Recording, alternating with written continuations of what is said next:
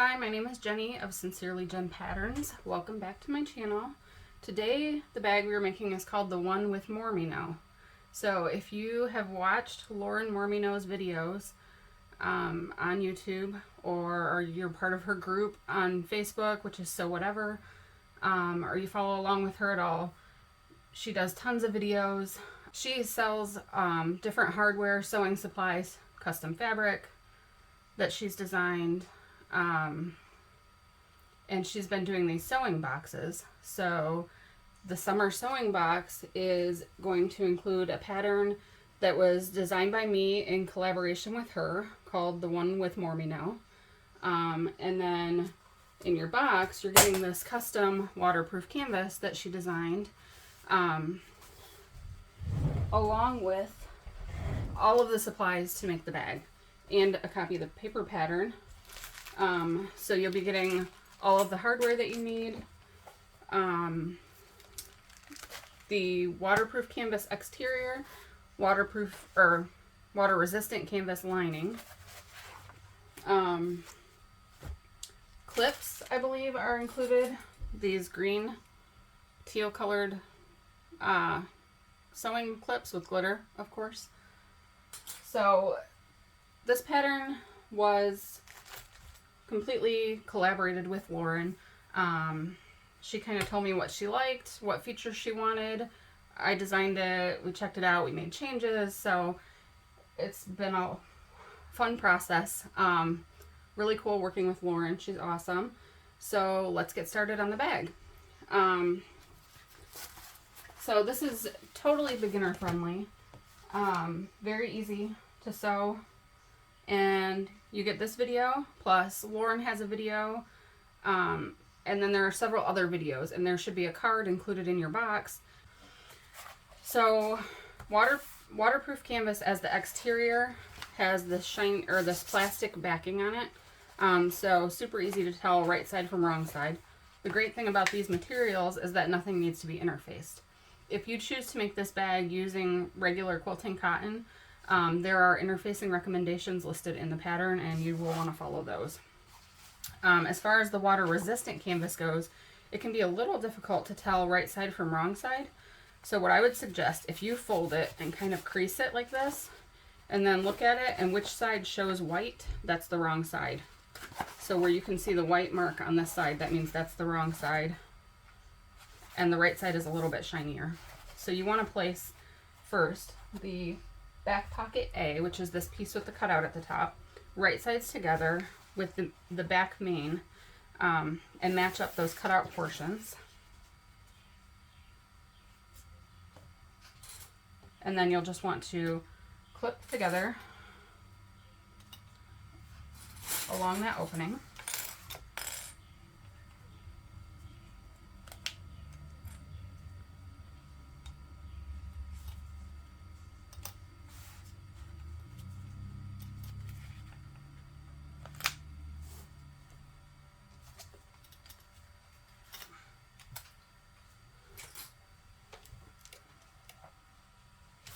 And now we're going to sew using a 1/2 inch seam allowance just around this opening.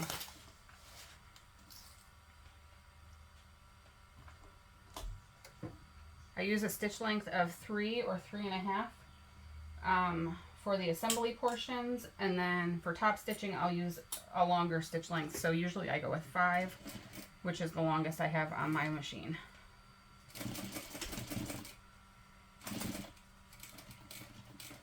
I'll take the corners nice and slow to make sure that my curve stays smooth. So I just kind of do one stitch, lift up my presser foot, and do another stitch. And then when you get to the straight side, go ahead and sew regular.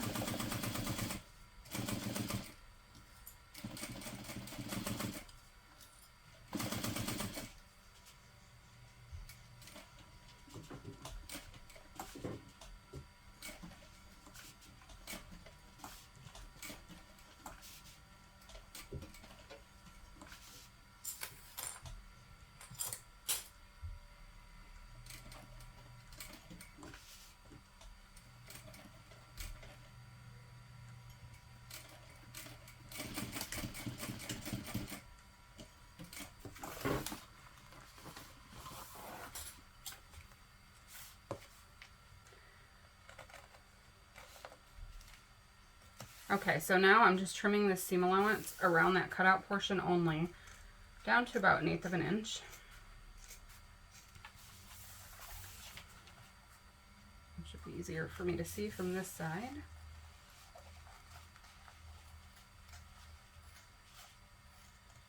Just be careful not to trim through your stitching. You can also use pinking shears for that if you have those. Alright, so now you want to press around this opening, and I'll show you how I do it, to flip the front pocket, the back pocket A wrong sides with the back main. So I have my iron, and first I'm just going to kind of pull back at the seam, and I'm going to kind of press around the edge to encourage it to go that way. And I try not to hold my iron on the waterproof canvas for too long, because keep in mind that the backing is plastic, so you can melt it. But I do iron both waterproof canvas and water resistant canvas, as long as you iron it from the right side. If you iron the wrong side of waterproof canvas, it will melt. Or I'm assuming it will melt since it's plastic. I haven't tried it. So that kind of encourages it to flip nicely. So then I want to press this entire seam well.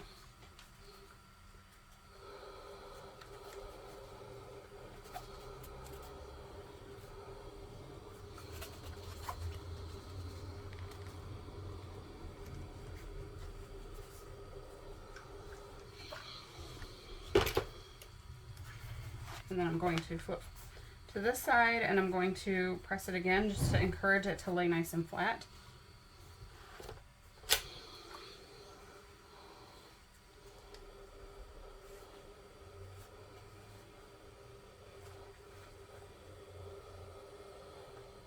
If anybody is interested, this is a Panasonic cordless iron. So they're my favorite. They're small, so you can fit them inside of a lot of bags when you sew.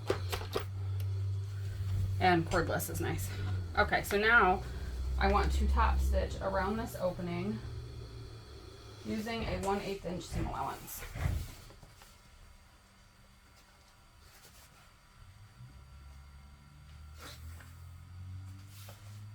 And remember to increase your stitch length for your top stitching.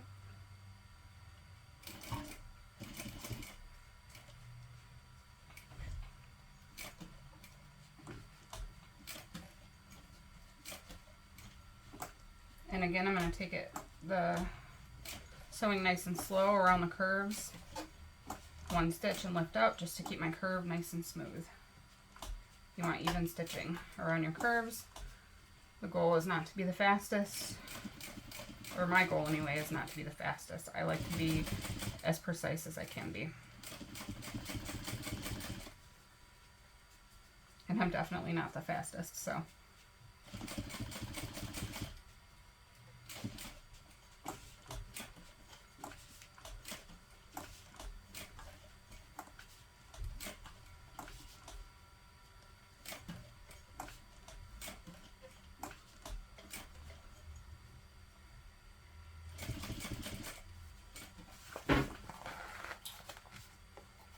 And I also like to trim all of my threads as I go, so that way when I get done I don't have like a ton of threads to trim off my bag. Okay. So now we want to take back pocket B, which is cut from the exterior fabric and is the same size as the one with the cutout that's attached to the bag. And what we're going to do, move that.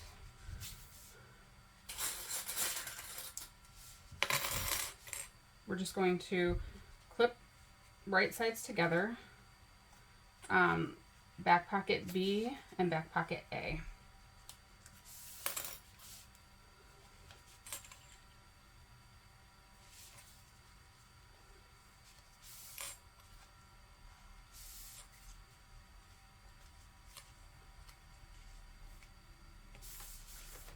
Okay, so you'll see this in your cutout. If you chose to, you could also cut this piece from the lining if you wanted this to be like a contrast here. Okay, so now I'm going to fold the main panel back, and I'm going to sew only through back pocket A and B using a 1/2 inch seam allowance. Put my stitch length back down to 3.5.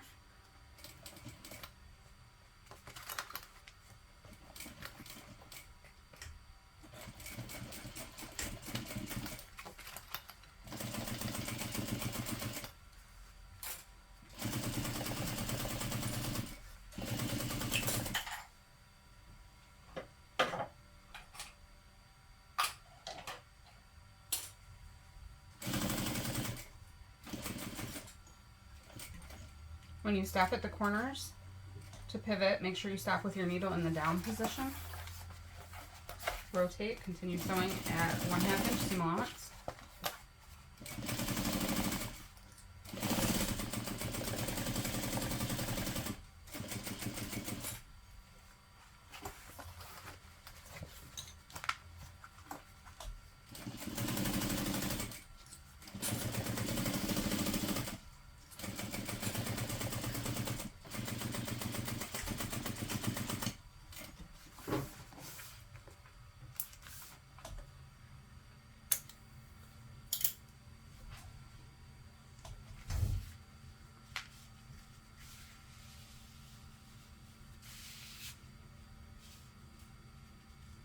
Okay, now we're going to just baste here using a 1/4 inch seam allowance.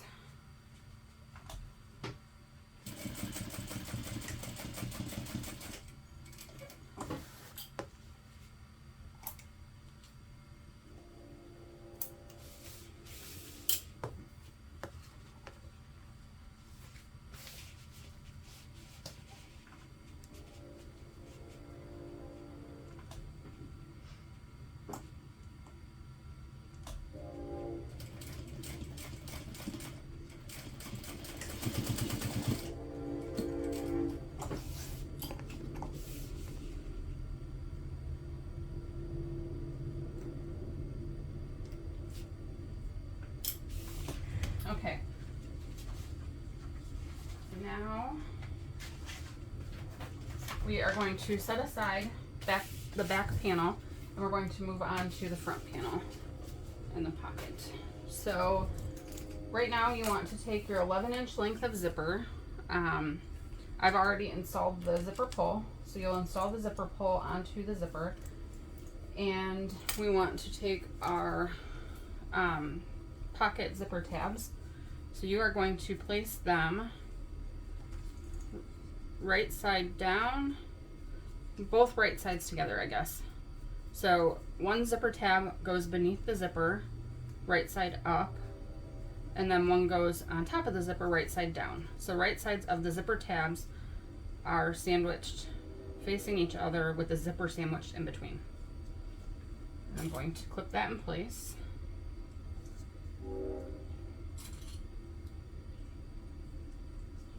And then on the other end, I'll do the same thing. And again, the easiest way I think to tell the right side of this water resistant canvas is the side that's shinier.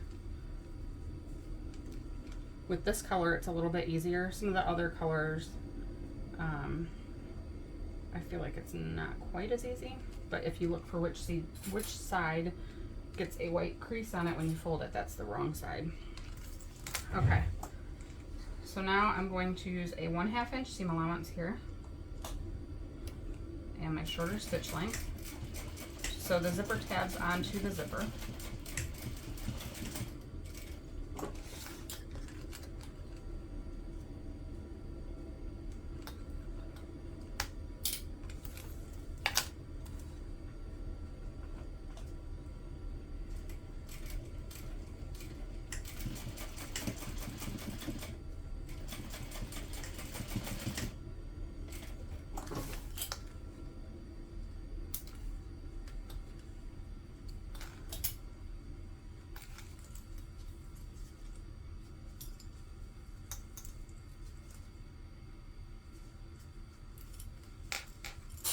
Okay, we're going to the zipper tabs away from the zipper.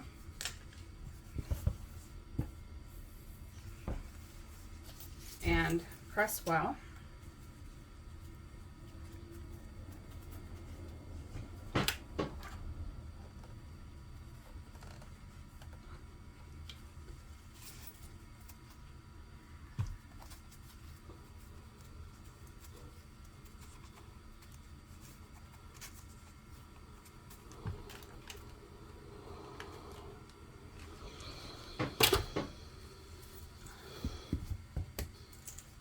And then I'm going to use a 1/8 inch seam allowance to top stitch along each of the seams.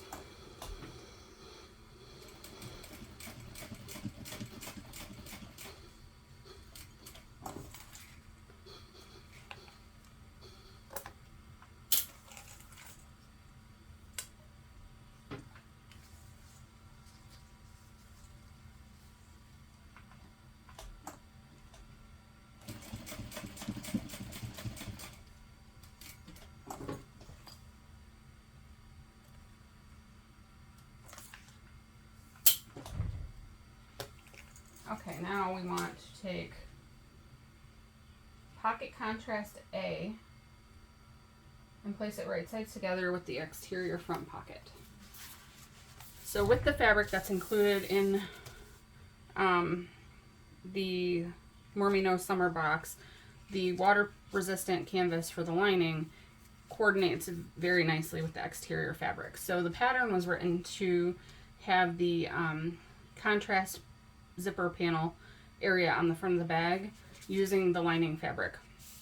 If you choose, you can use an alternative material for this, vinyl or cork or whatever, something else that contrasts with the exterior. That would be your choice. So I'm going to, one side of this is shorter, the front zipper, the exterior zipper, no, front pocket, the exterior front pocket. So find which side is shorter, because it's not that much shorter. And we're going to place pocket contrast A right sides together with the shorter side.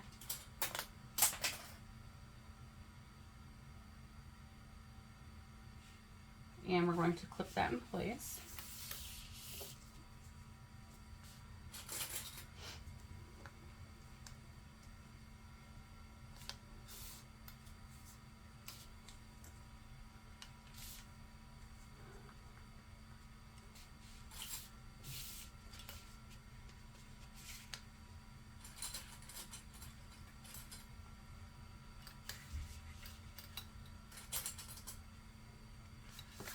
And sew this together using a 1/2 inch seam allowance.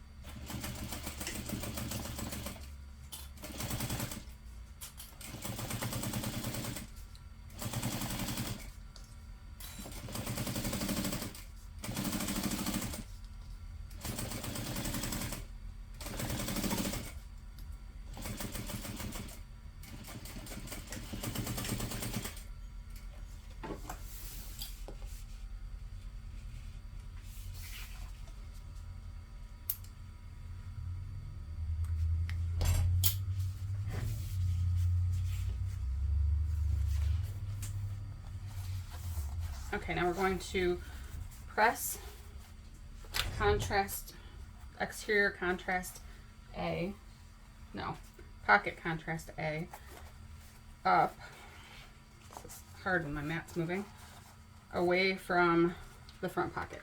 Hold on, you kind of press this. And I want the seam allowance also folded up.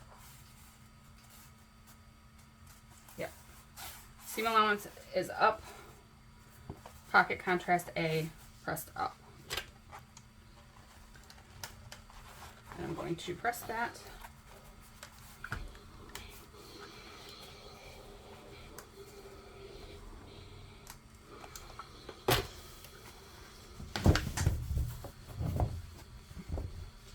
And now I want to top stitch using an 1/8 of an inch seam allowance just along that seam.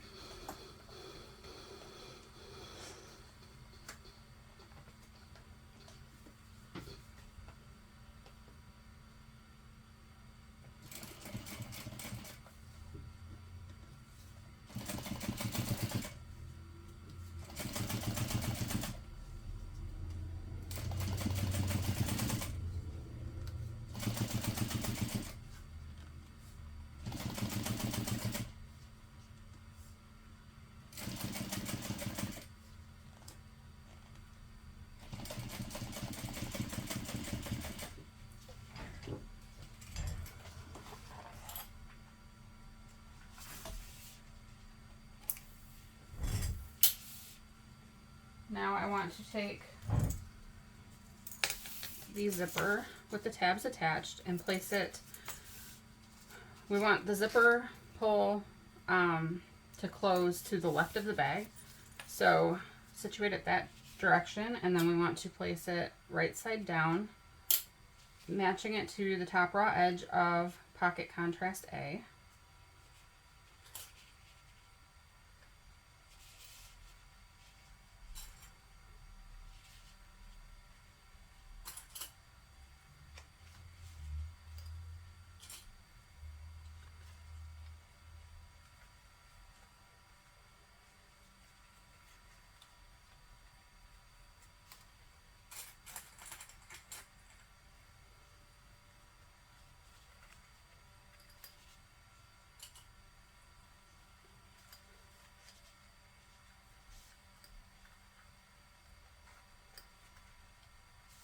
Okay, now we're going to sew this together using a 3/8 inch seam allowance. If you're using a zipper that's only an inch wide, then you would not use a 3/8 inch seam allowance here, but rather use a 1/4 inch seam allowance. But if you're using the zippers that were included with Lauren's box, then go ahead and use a 3/8 inch seam allowance.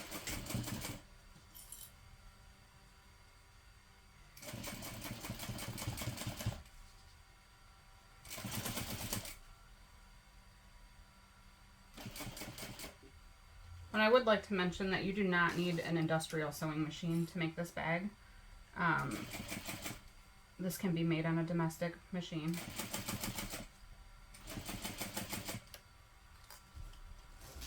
I'm just pulling the zipper pull out of the way as I sew the zipper so that I can get around it.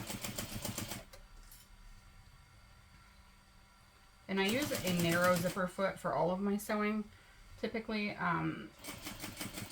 but if you're using a regular foot, you may want to put your zipper foot on for this part.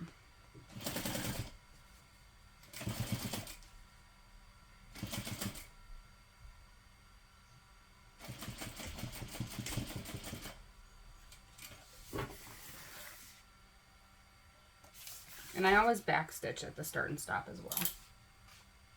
Okay, now you should have cut 3 total front pocket pieces from the lining fabric. 2 of them were with the pattern piece fully extended. 1 was with the pattern piece top folded down.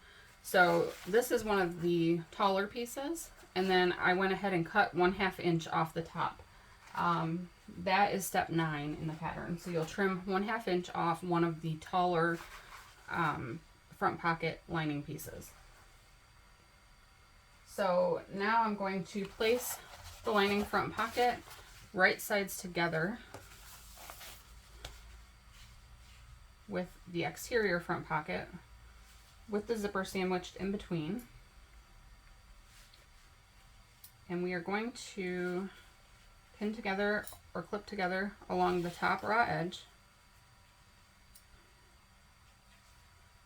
And I'm going to stitch again directly over the stitching that I just did to attach the zipper to pocket contrast A. So this is a 3/8 inch seam allowance.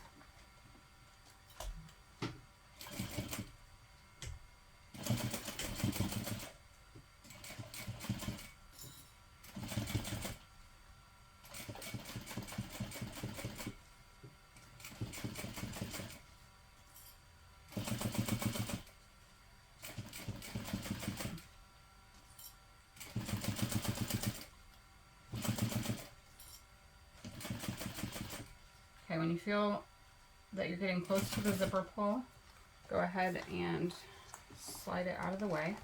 I always stop to slide it out of to slide the zipper pull with the needle in the down position as well.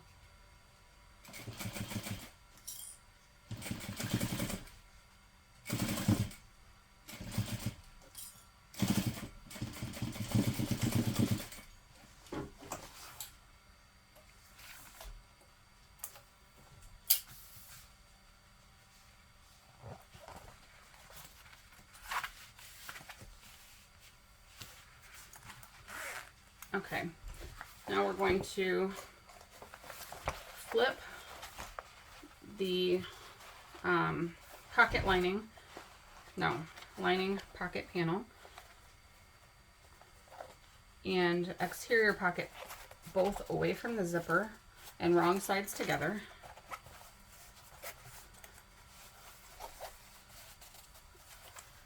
And then I'm just going to press that seam.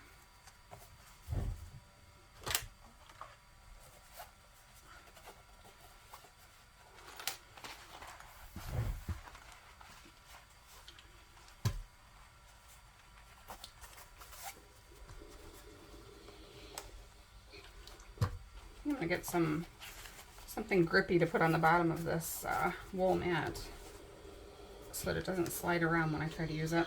It makes it a little bit difficult.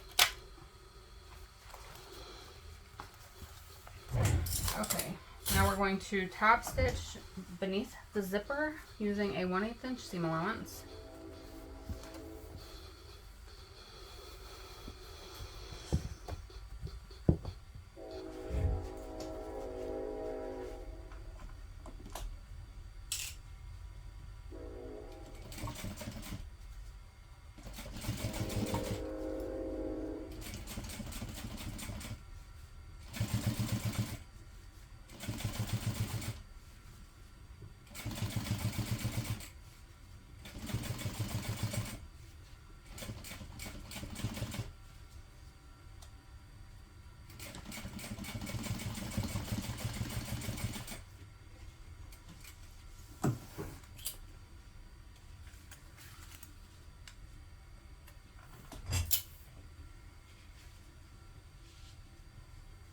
Now we are going to take pocket contrast B, which is the taller of the pocket contrast pieces, and place it right side down along the top raw edge of the zipper.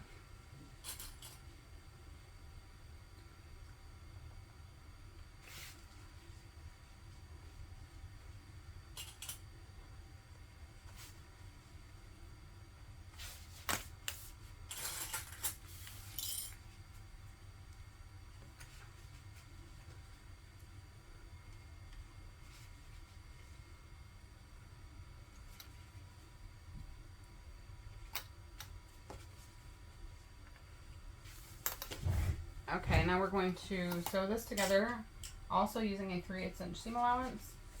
And again, if you were using a 1/4 inch or a 1 inch zipper, I'm sorry, here you would use a 1/4 inch seam allowance.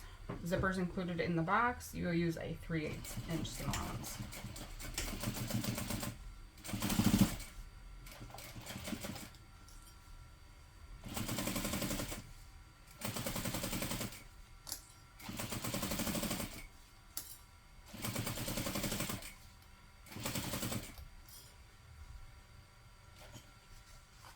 Slide the zipper out of the way.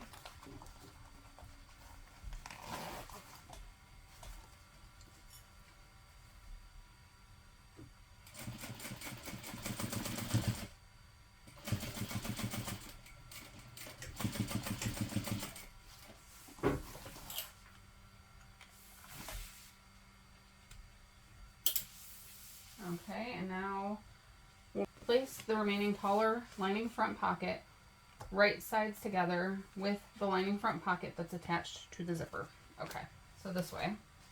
So this is right side up, this side is right side down, exterior side up. We will match the top edge and clip together along that edge.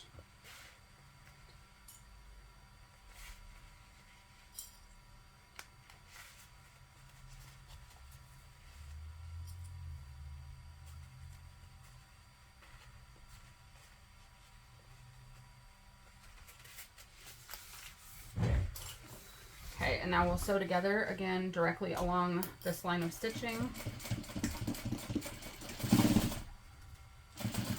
And make sure that you feel for the zipper pull to slide it out of the way when you get to that part.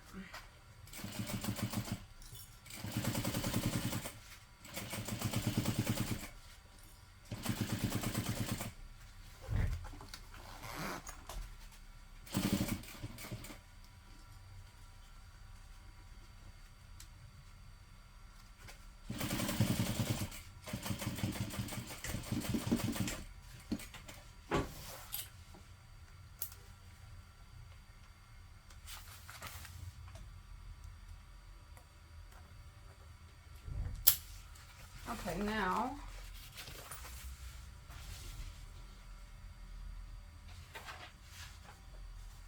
let's see, we are on to step 13. We will press pocket contrast B up away from the zipper.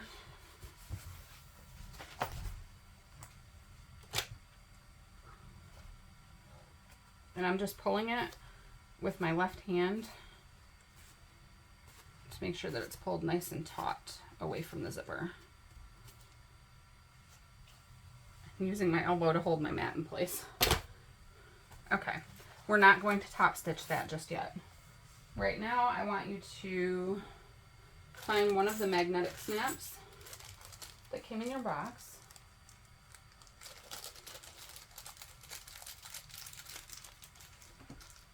Lauren snaps have this a little plastic cover on the one side, so you can go ahead and take that off. And we're going to find the center of pocket contrast B by folding it in half, and I'm just going to finger press to mark the center. And then we want to mark 1 1/4 inches down from the top edge. This pretty ruler that I'm using I also got from Mormino. And we want to make a dot. So there's my mark. Now I'm going to take one of the washers that came with the snap, and I'm placing the center of the washer over the dot, and then I'm just making a mark in each of the straight prong holes. And now I will take my seam ripper and go right through those holes, being careful not to cut too far.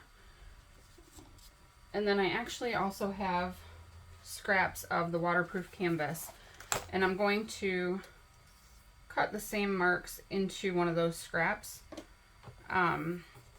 so that I can put it on the back to help reinforce. You can also use interfacing for this if you have scraps of interfacing.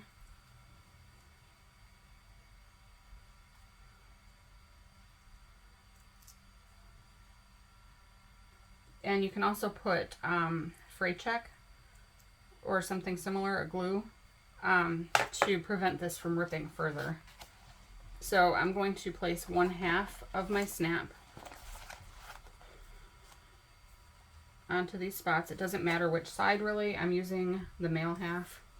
Place the washer over the back, and I like to open my prongs up when I put them on. You can some people close the prongs to the center. I honestly think it might be personal choice. I've seen arguments for both ways, so do which way you want to do. I like to open them out because I feel like they lay flatter that way.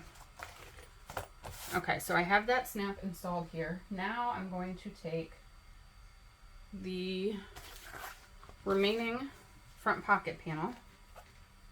I'm going to place the other half of my snap here so I don't lose it.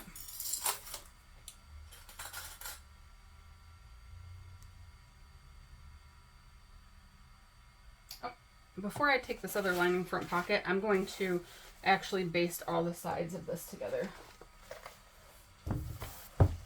Oops.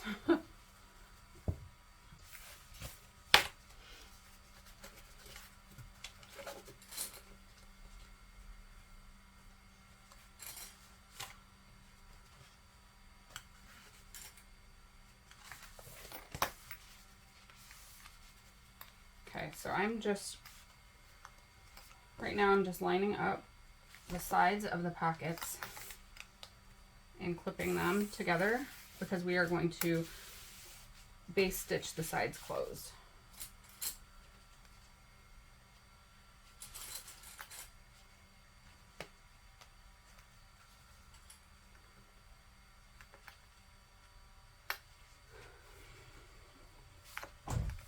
So I'm just going to use a 1/4 inch seam allowance here.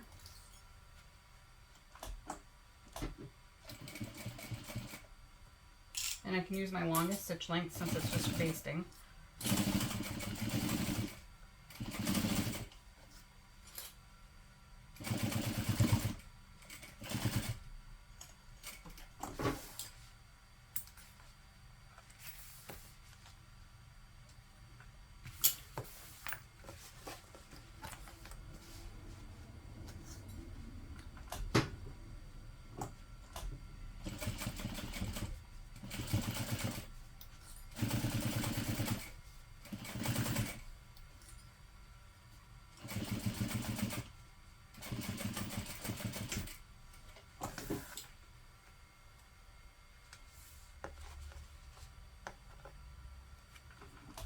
Okay, now we'll take the remaining lining front pocket and place it right sides together with the pocket contrast B.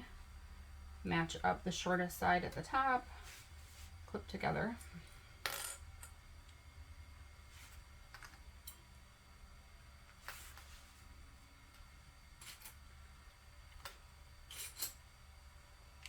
And now we're going to sew this together using a 1/2 inch seam allowance, and I decreased my stitch length back to 3.5.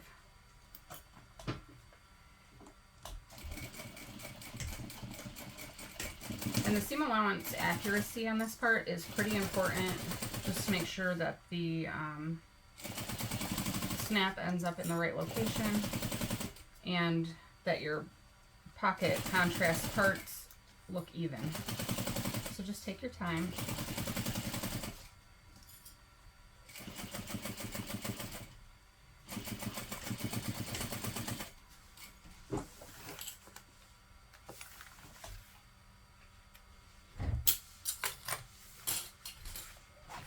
Okay, so now flip the lining front pocket up and away from pocket contrast B with the seam allowance toward pocket contrast B. Okay, so seam allowance is going to be pushed this way. Flip it around like this. And I'm just going to press that.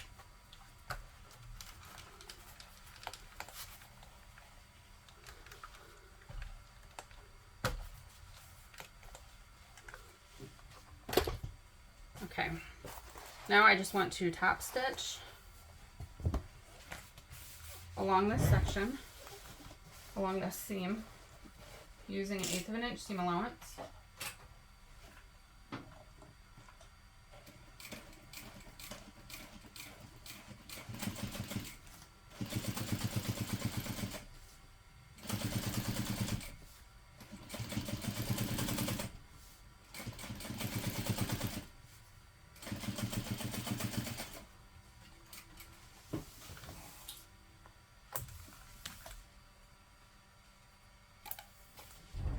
Okay, now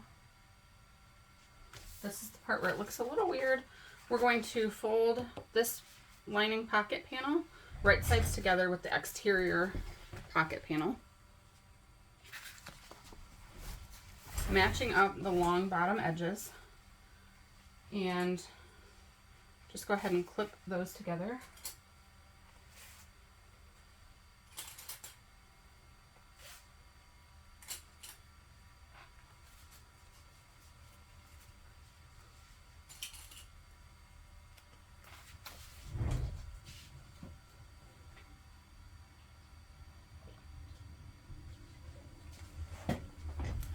Okay, we're going to sew this together using a 1/2 inch seam allowance. Again, I reduced my stitch length back to 3.5.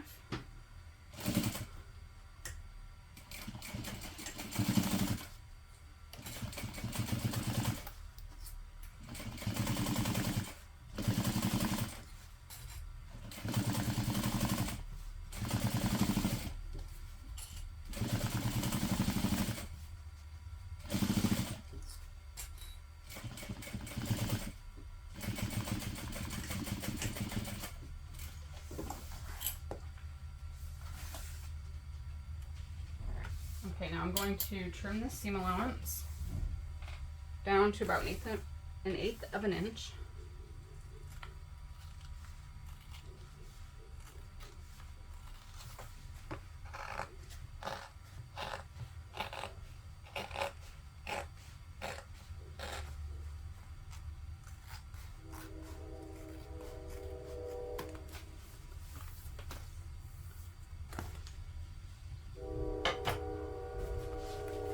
Now I'm going to turn the front pocket right side out, and the bottom seam, when I do this, will run right along the bottom. So it's just kind of a tube, push it all right side out.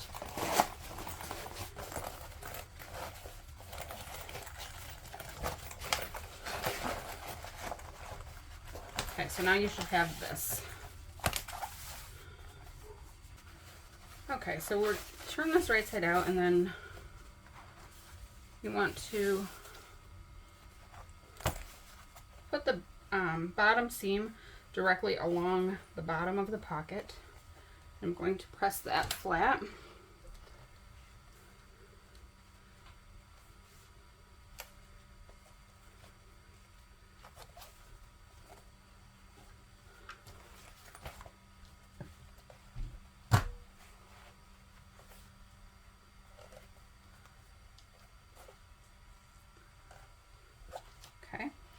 And then I want to also press the seam at the top of the pocket contrast nice and flat.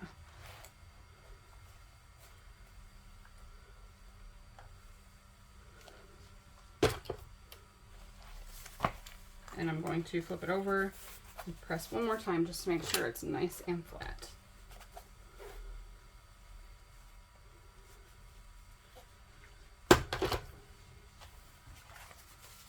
Okay, so now I'm going to do 2 top stitch lines here.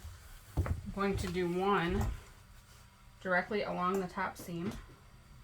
Increase your stitch length, or the top fold, I'm sorry, using an 1/8 of an inch seam allowance.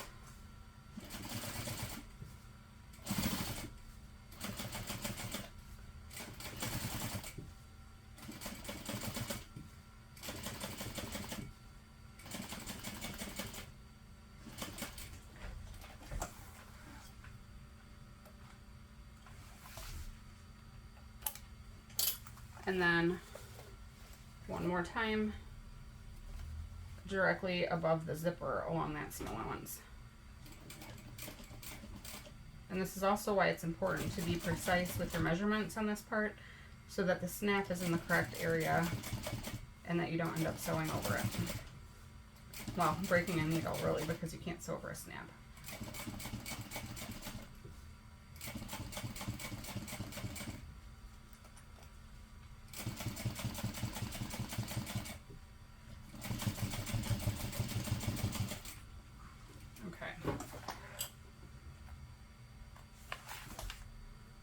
So right now, this is what you should have.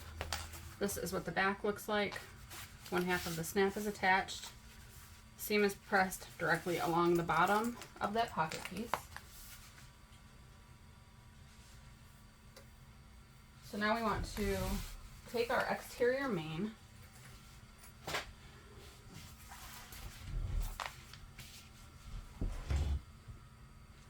and you can use the exterior main pattern piece to mark the snap placement, or you can find the center,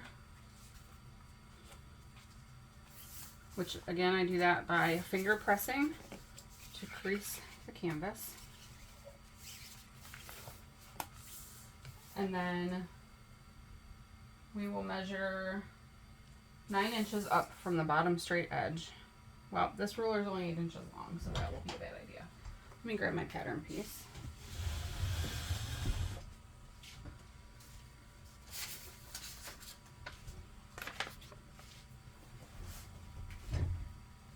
Okay, your pattern piece will not have this 1 inch mark and will not be taped together if you receive the paper pattern in the box. We want to take a pen and place the pattern piece, line it up with the sides, the top, and you'll notice that there are 2 placement marks here for snaps. This is the exterior main snap placement, and then there's a lining snap placement, so make sure that you choose the correct one. And then I always like to flip it over and try from the other side just to make sure I had it centered. As long as it's still in the same spot where it should be, then you're good. So now I'm going to take the other half of my snap and repeat the process. Mark the prong placement, and then take one of my scraps and I'll mark on that as well. And this is just to add extra strength to the prong slots. Take my seam ripper. Let's do this one first. I don't know if you can see that. So I'm just popping the seam ripper through and carefully cutting straight up along the line. You don't want to accidentally cut those too long, or the snap will probably pull up right out. And then do the same thing on your small scrap or a piece of interfacing if you choose.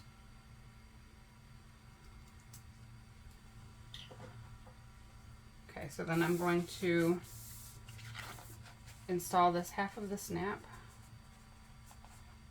into those slits, put my scrap over the back, and also some people, after they place the washer on, flatten out their prongs, they'll place duct tape over top of that, and it helps to protect this from rubbing on the other side of the fabric and wearing through. So now we have that snap installed. Go ahead and, well, first I'm going to just make sure this is centered. Everything looks good. I'm going to measure 2.5 inches up from the bottom.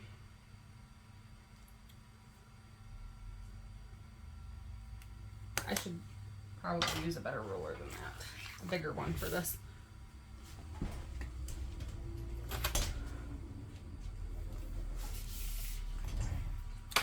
Okay, and I'm going to use my chalk pencil so that it will wash off. So 2.5 inches up from the bottom straight edge.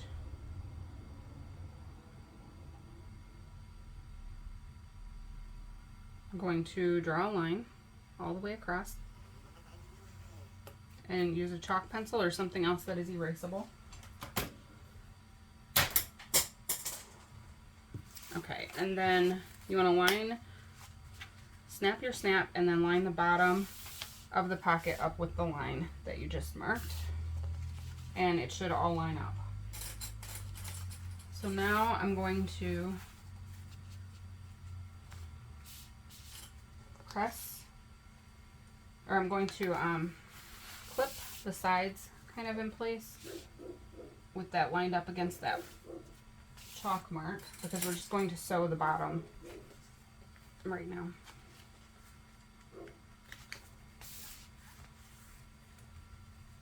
And don't worry about lining up everything else, just the bottom. Okay, and I'm going to use 1/8 of an inch seam allowance along the bottom seam. And I'm using my longer 5mm stitch length, since this is top stitching.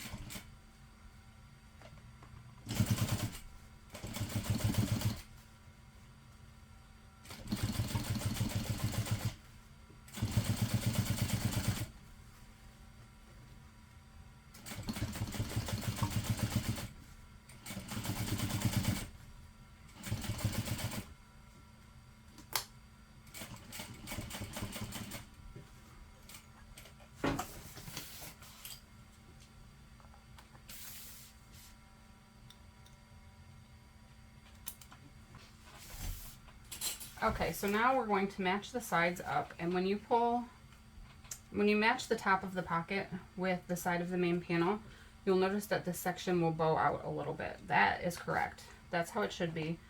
And that will allow everything to lay nicely once the bag is completed. This is one of those situations where you just have to trust the process.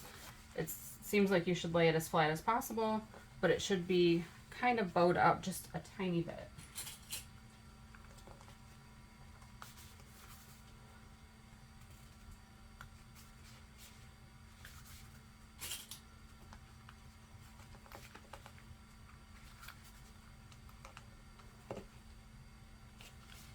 Okay, now I'm just going to baste using a 1/4 inch seam allowance down each side of the pocket.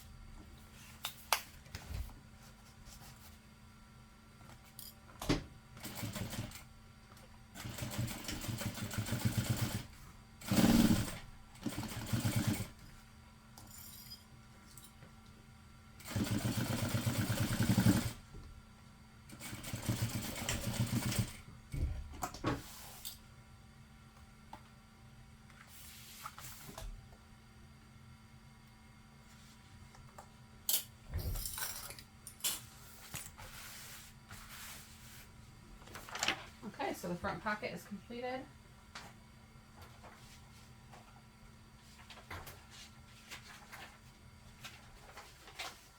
Now we're going to take the 2 exterior panels and place them right sides together, matching up all of the edges, and we're going to clip them together.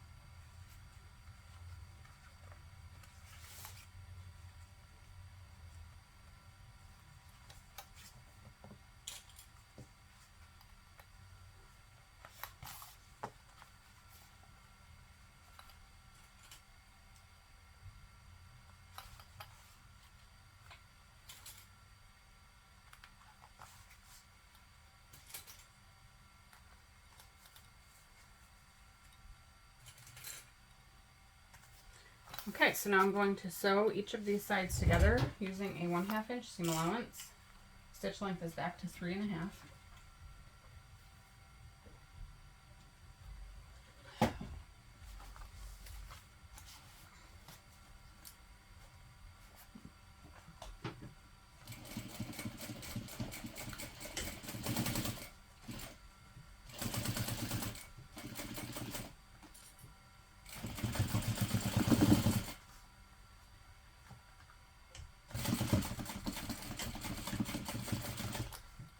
So across the top of the pocket, I'm just back stitching to add a little bit of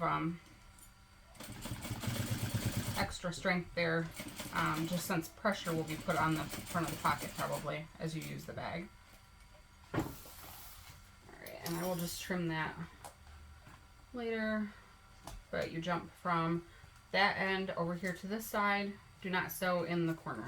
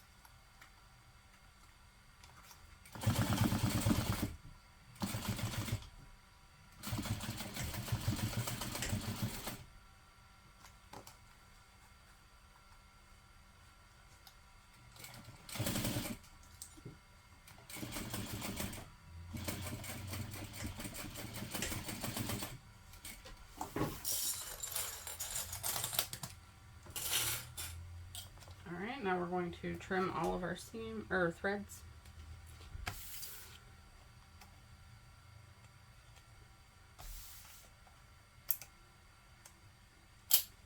And now we'll trim each of the seam allowances down to about 1/8 of an inch.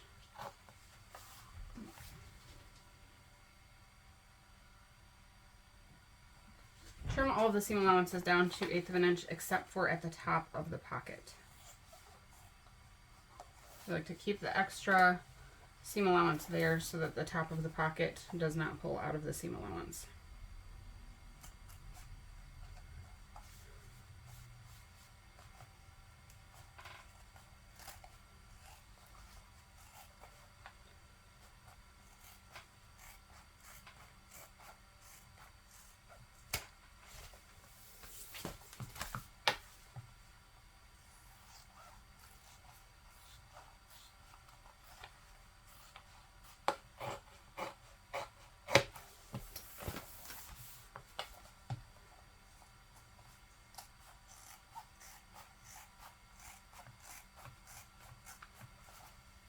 Again, careful when you get to the top of your pocket here to leave the extra seam allowance at that point.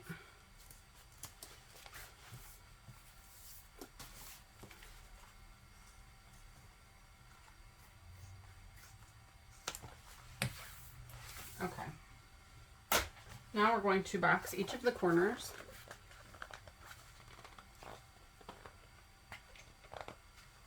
So to do that, you pull the two sides apart from each other and bring the two sides of the box together like this. I'm going to push one of the seam allowances to the left and one to the right so that they nest together nicely. If you can see, I have the side seam allowance going this way and the bottom seam allowance is going that way. We're going to throw some clips on here to hold that together.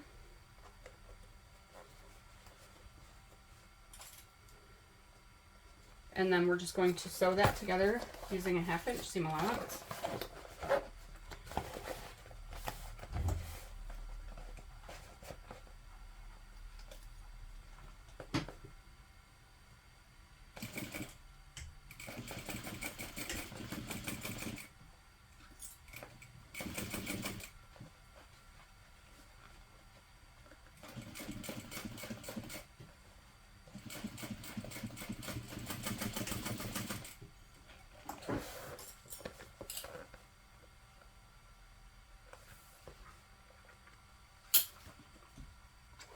Alright, and we can trim that seam allowance also down to 1/4 of an, or 1/8 of an inch. And then repeat to box the other seam, or the other corner.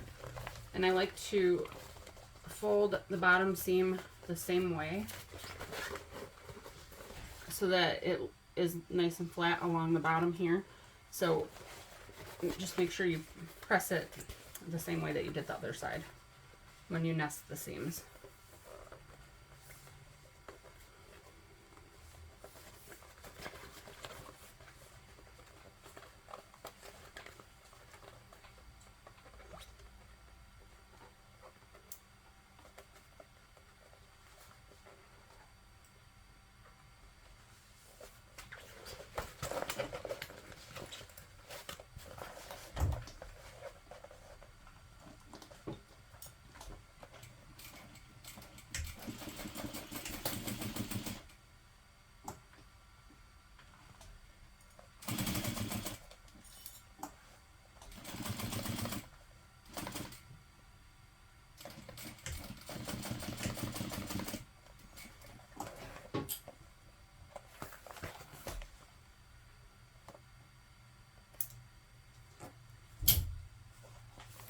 Trim that seam allowance.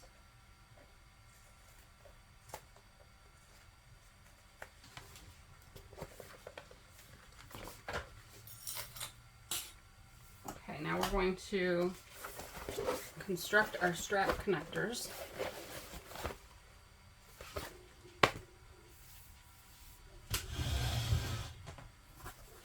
So we have two pieces that are cut 2 inches wide by 4 inches long. What you want to do is find the center.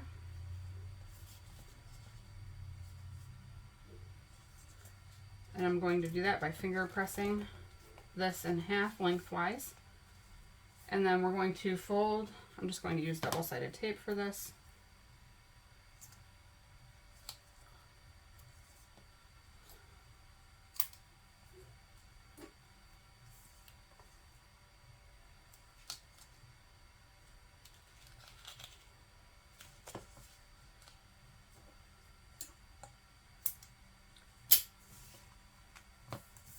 Let me repeat this for the other one.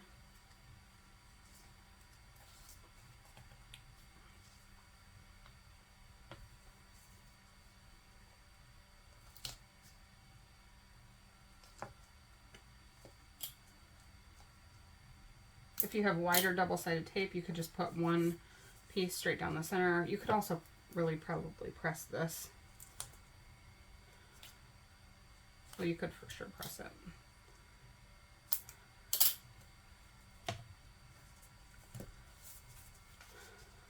Alright, so I'm just going to pull the paper off and now fold each of the long raw edges into the center and press them down onto the tape.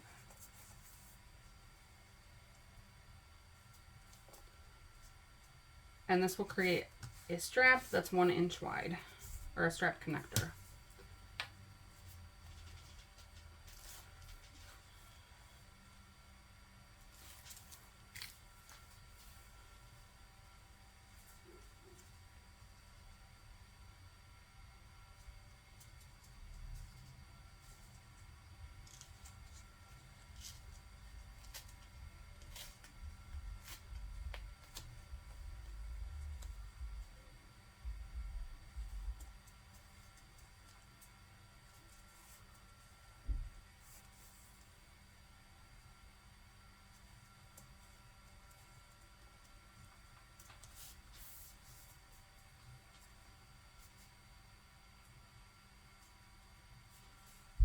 Okay, now we're going to take our triangle rings that were included in your box. If you don't have these triangle rings, you could also use a D-ring for this part. And we're just going to slide the strap connector into that and fold in half so that the raw edges are enclosed inside. Now we're just going to sew up one side, across beneath the connector, and then down the other side.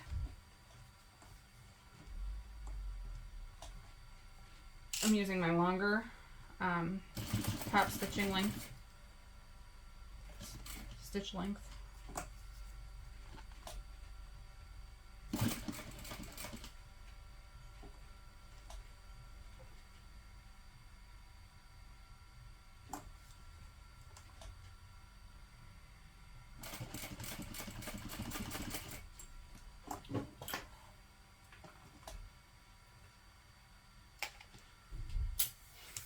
And then repeat that with the other connector.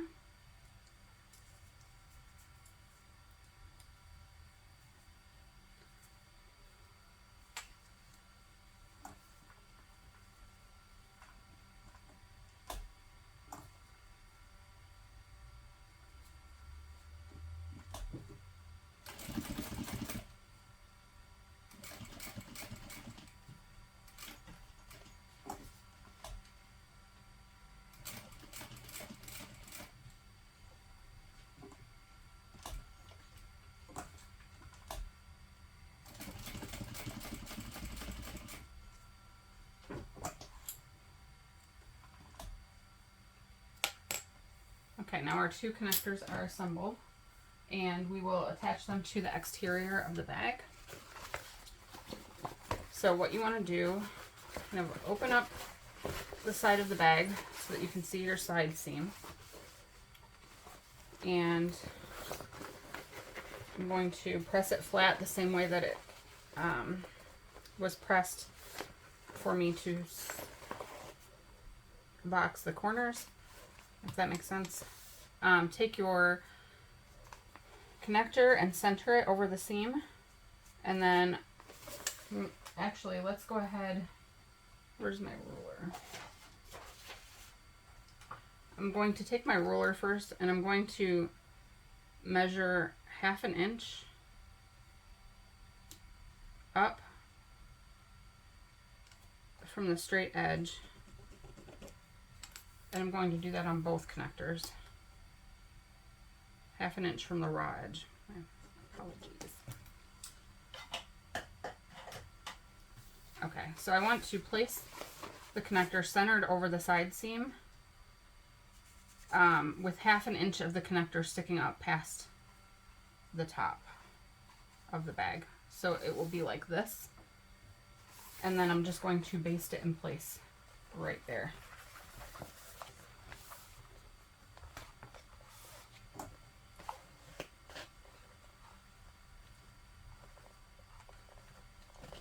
And I'm basting it using a 1/4 inch seam allowance.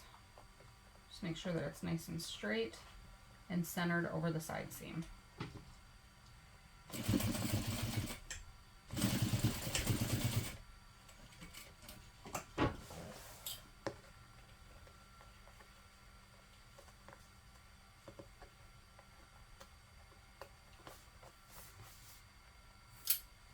And now I'm going to repeat that with the other connector.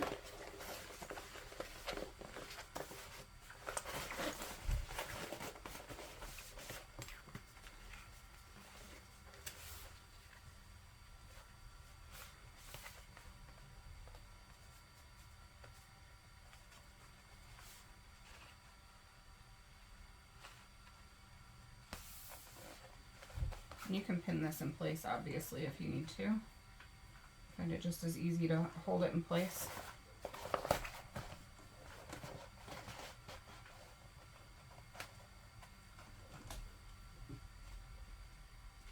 And then I just make sure, once again, when I get to my sewing, when I get under my presser foot, that it's still centered.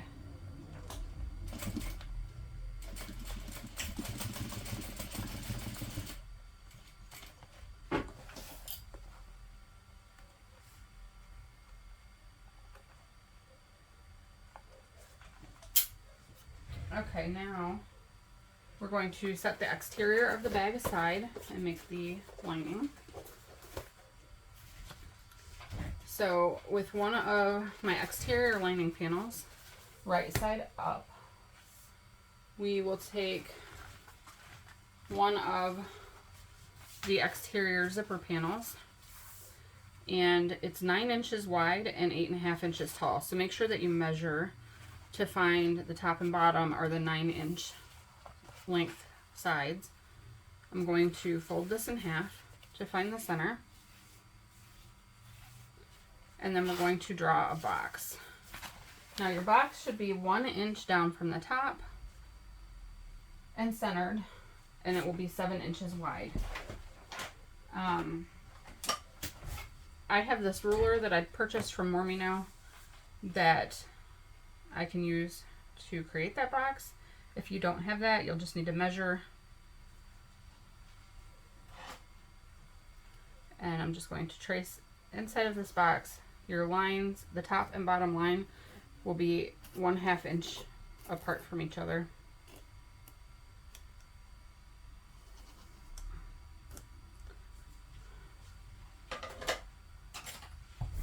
And then we're going to find the center of the lining main panel and line this up. Centers are matching. And the top of the pocket will be 2 inches down from the top of the main panel. So I'm going to measure 2 inches down, put my pocket right there.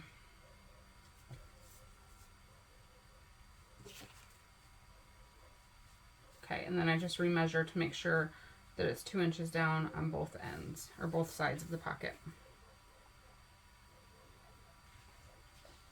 And now we want to pin that in place. This is one of the few times when I actually use pins and not clips.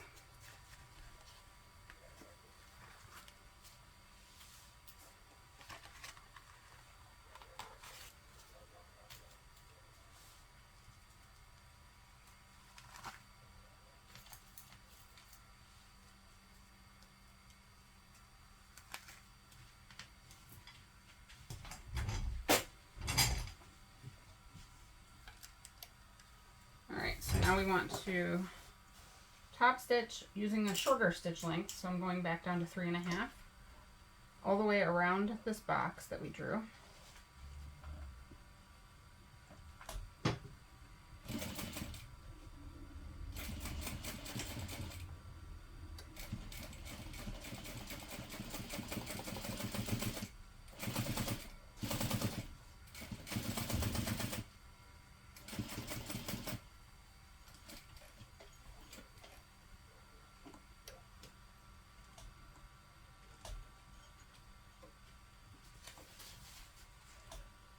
Oh, and my bobbin ran out. Guess there could be worse spots, right? Not so bad to run out right there.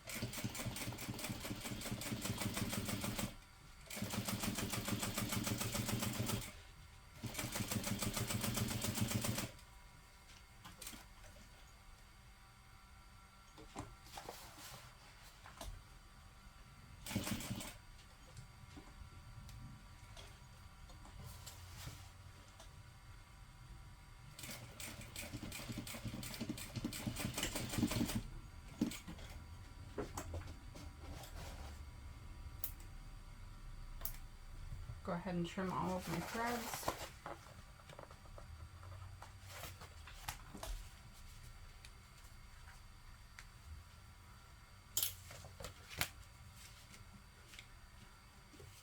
Going to remove the pins. Okay, so now we want to, let me not put those pins actually in with my clips. I'm going to stab my stove. So now we want to cut directly along the center of this box.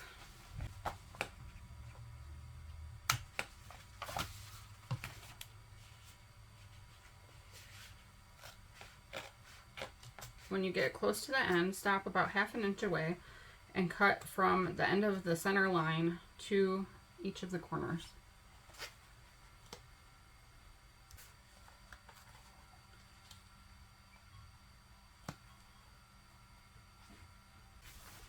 Be careful when you cut to the corners that you're not cutting through your seam or through your stitches. But as close to them as you can get.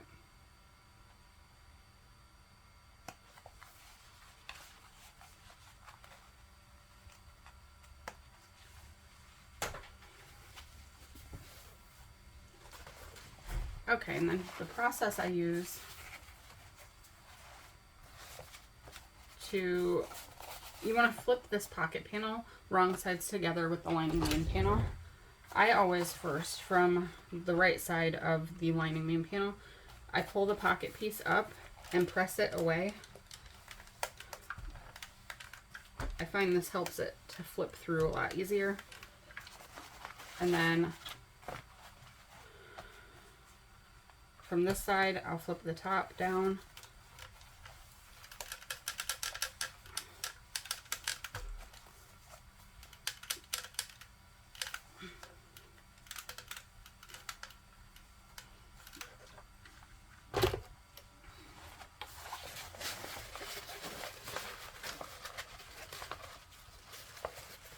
Then we're going to pull that pocket through to the wrong side.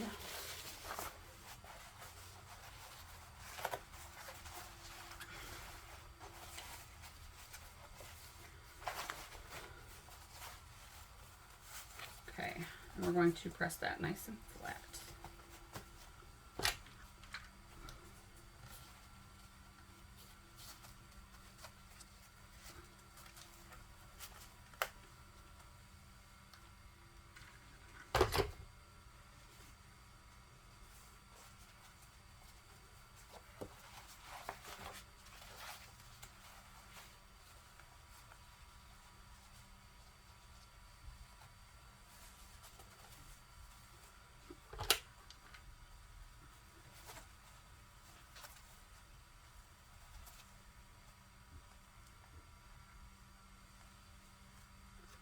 Flip it over, and I'm going to make sure it's nice and even, and I'm going to repress from this side. It's a little bit harder with the water resistant canvas to like keep your box pressed nice and flat, but if you just take your time, you can get it. Okay, so now we want to take the 9-inch zipper.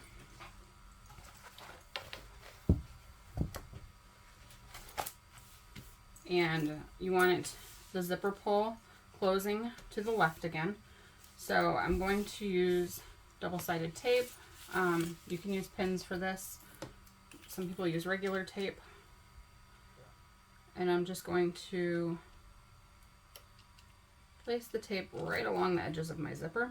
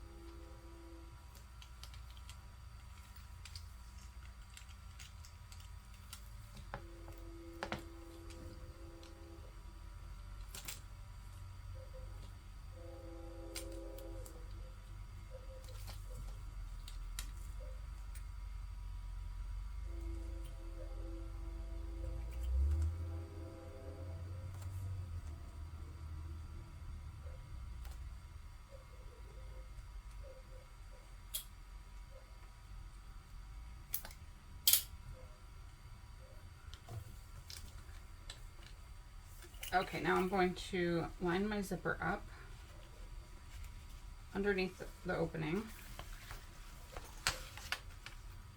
like such. I want it to be centered from left to right on the pocket.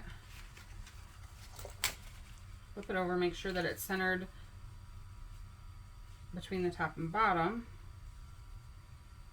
So now I'm going to hold this in place, and I'm going to pull back the top and pull the paper off just 1/2 of the zipper off of the double-sided tape, and then I'm going to stick this in place.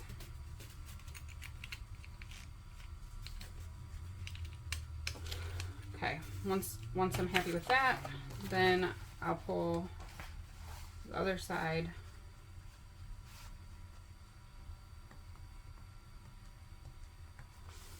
I can't get the tape off, or I can't get the paper off.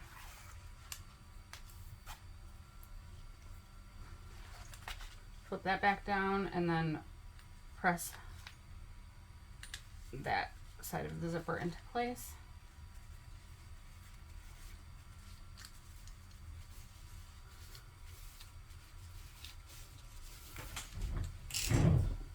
Alright, and now we're going to top stitch all the way around the zipper using an 1/8 of an inch seam allowance. I always like to start on the bottom left side of the box, and I'm using my longer stitch length. I'm going to place a couple stitches and then back stitch a couple stitches, and just try to be neat because it will be visible.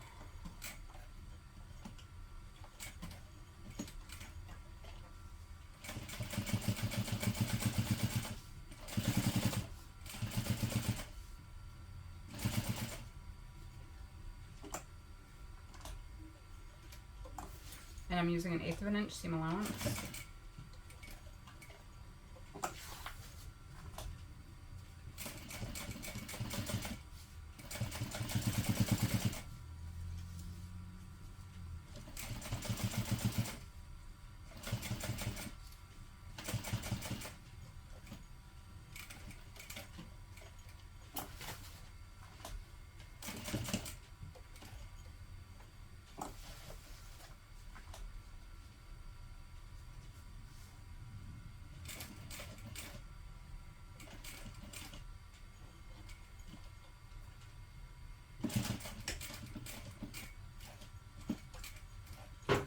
and then back stitch again when you reach the point where you started stitching.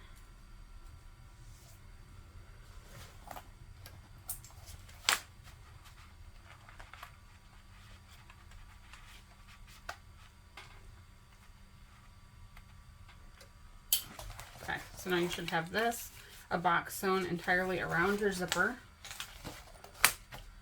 I forgot to mention on the exterior, if you want to sew a label into your bag and you want it on the outside, do that before you finish the exterior. So it is written in the instructions. I'm going to put one of my labels on the lining if I can find them.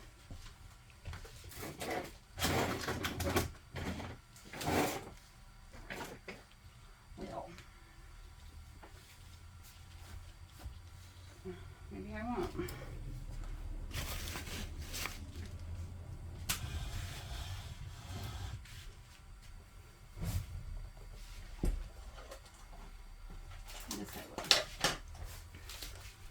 Alright, so I have Cork Labels that I bought from Mary Beth Made It with my logo on them. So I'm going to sew one of these on the lining. The snap is going to be centered, so just make sure that you get this off-centered. I think I'll honestly put it right there. I'm going to put some tape on the back. But if you want your label or a bag tag, one of the metal bag tags on the exterior of your bag, make sure that you do that before you sew the front and back panels together.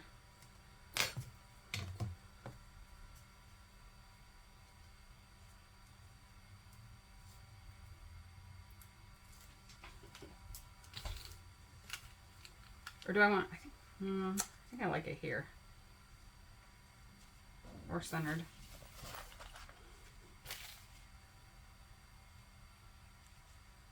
I'm going with right here.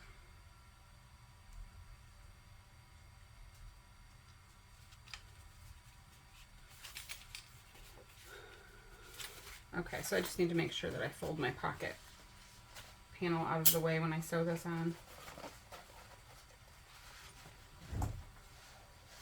And when I sew my labels on, I don't back stitch, but instead I'm going to leave the tails long so that I can pull it to the back and just tie it in a knot.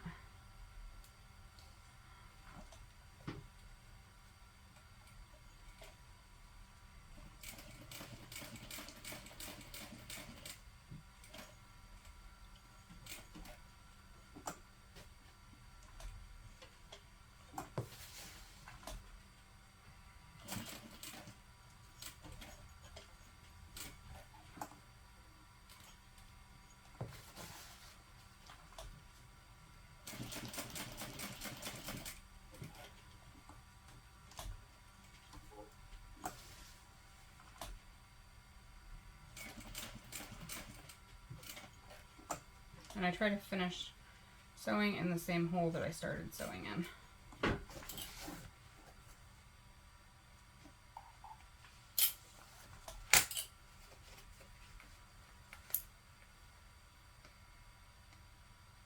And then I'm just pulling the top threads to the back. And you can do that by pulling on the tail of the bobbin thread. And then I'm just going to tie a knot in this.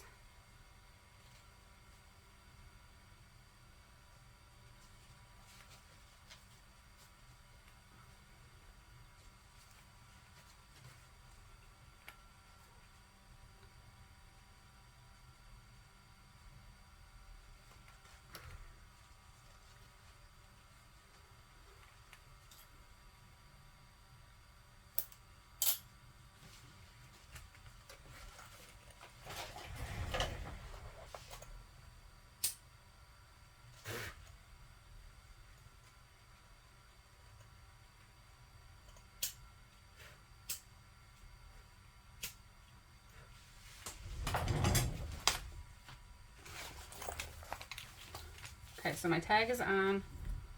I'm going to take my other interior pocket and place it right sides together with the one that's attached to the lining. We're going to match up the sides and the bottom. No, the sides and the top. And clip them together.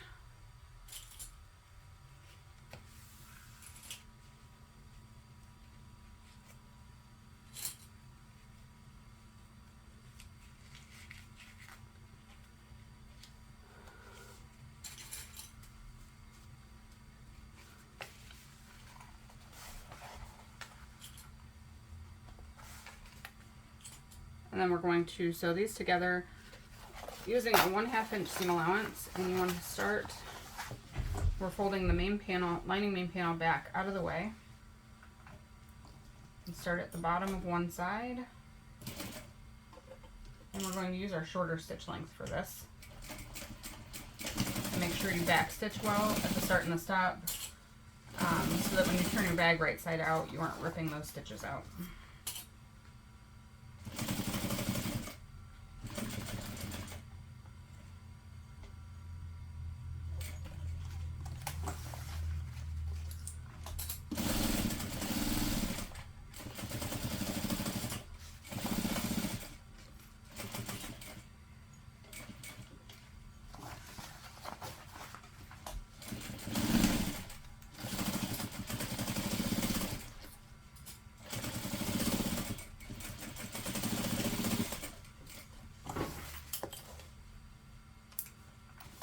Okay, now I like to trim the seam allowance along the sides of my pocket, just so that it's easier to sew the opening at the bottom closed when you finish, because there's not all this extra seam allowance there.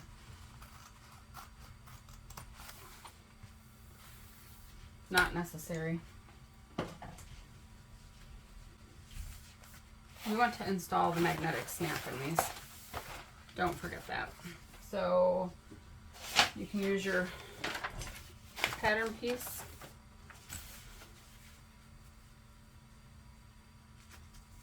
And this is the snap placement at the top.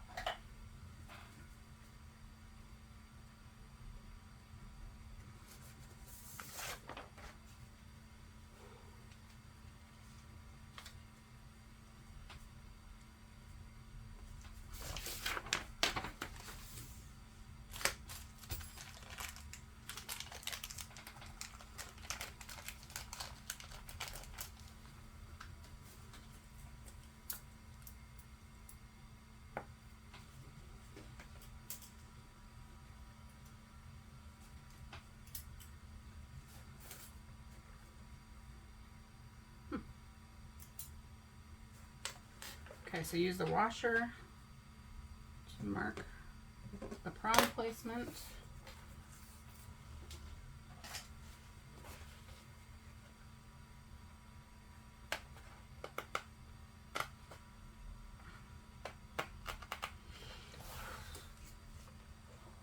And then also do the same thing on one of your scraps of waterproof canvas.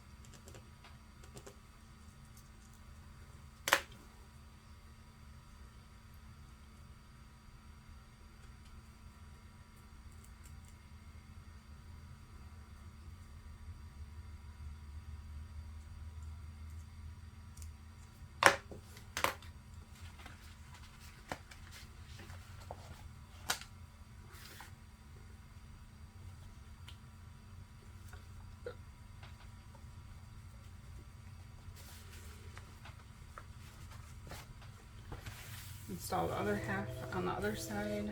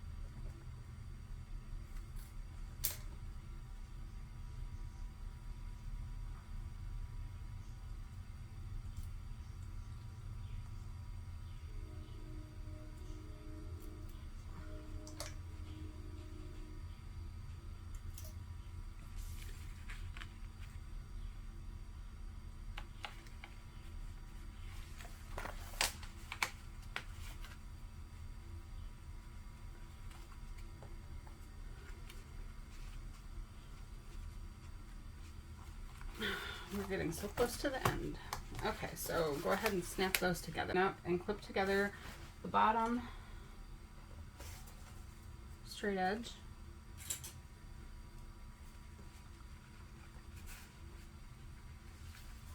And then the side.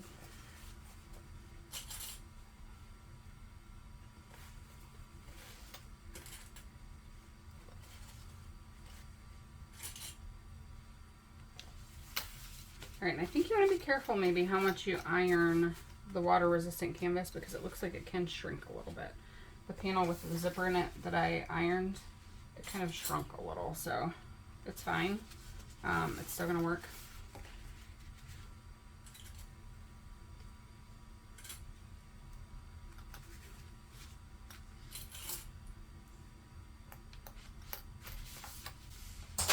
Alright, so I'm going to use a 1/2 inch seam allowance again to sew this together the same as we did the exterior.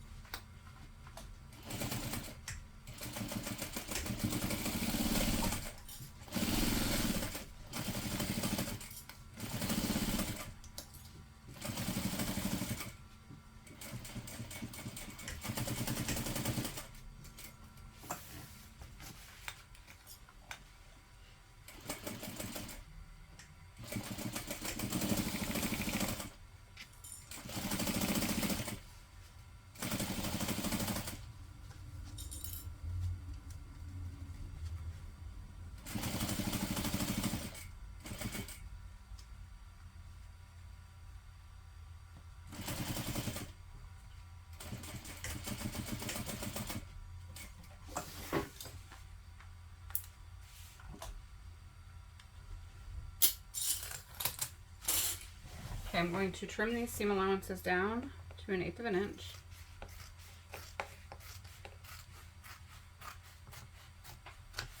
And then also clip the threads.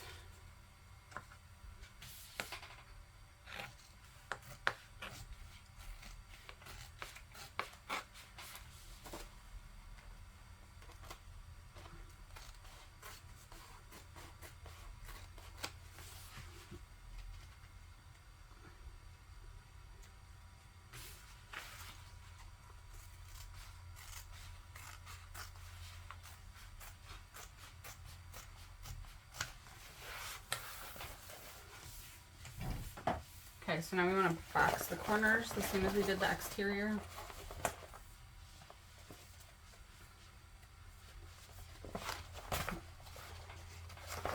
And I'm nesting those seams again.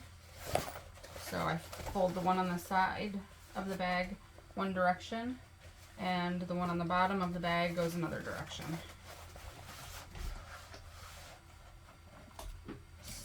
Box the corners using a 1/2 inch seam allowance.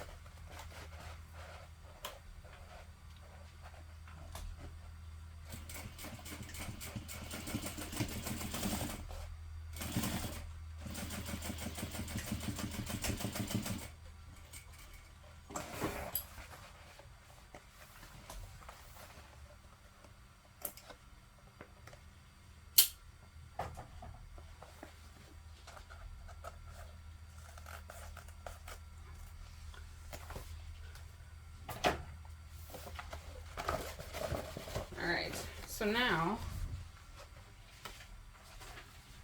let's make sure that your interior zipper pocket is unzipped.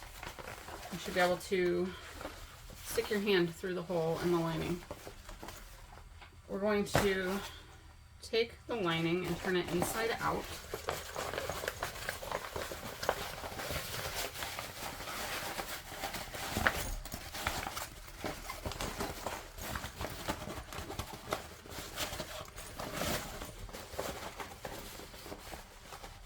So it's like this. The side with the zipper pocket will be facing the side of the exterior that has the slip pocket. So take that lining and place it inside of the exterior. Backs are together. And then just make sure it's pushed down all the way inside. We're going to match up our side seams.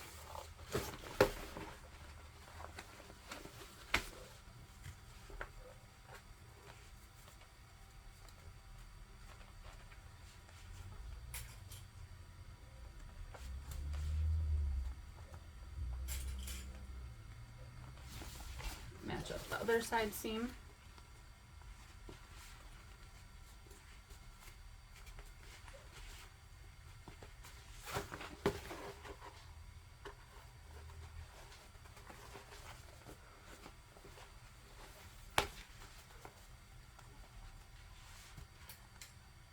And I'm just clipping on either side of the connector since the connector is extending 1/2 inch past the edge.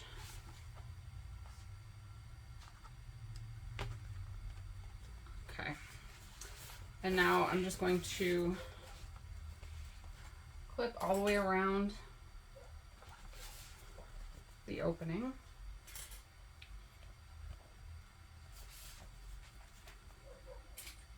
Clipping the lining and the exterior together. Actually flip these around.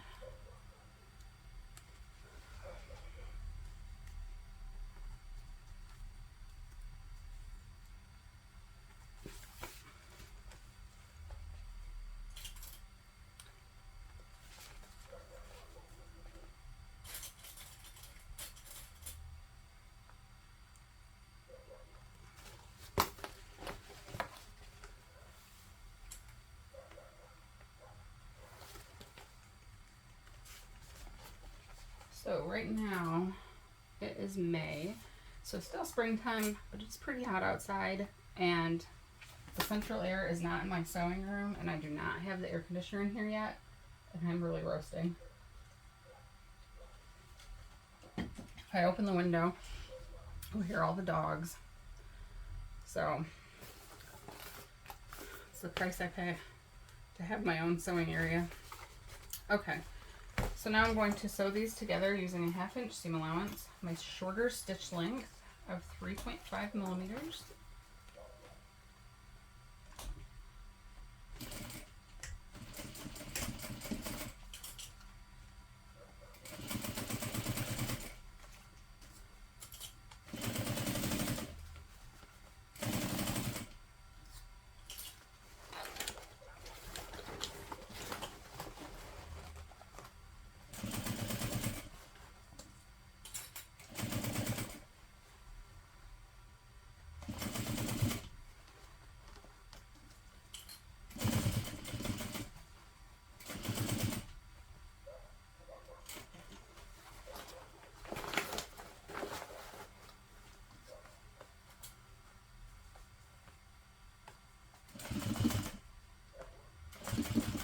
When I go over the top part of the back pocket, I'm kind of back stitching when I go over that seam, just because I like to give my pockets a little bit of extra strength, since they will be used and tugged on. And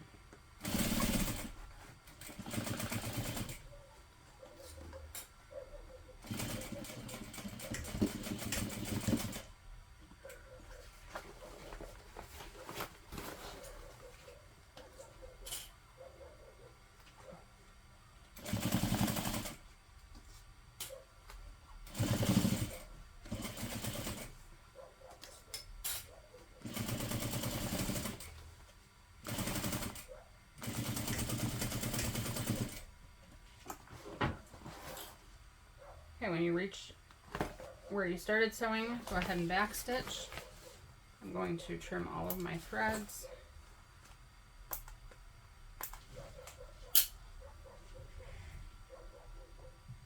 I'm going to turn the bag right side out through the opening in the bottom of the interior zipper pocket. So I like to pull the whole lining kind of out first. Now, I don't know, there's not really a rhyme or reason to it, I guess, the way I do it. Probably be easier if I didn't do that.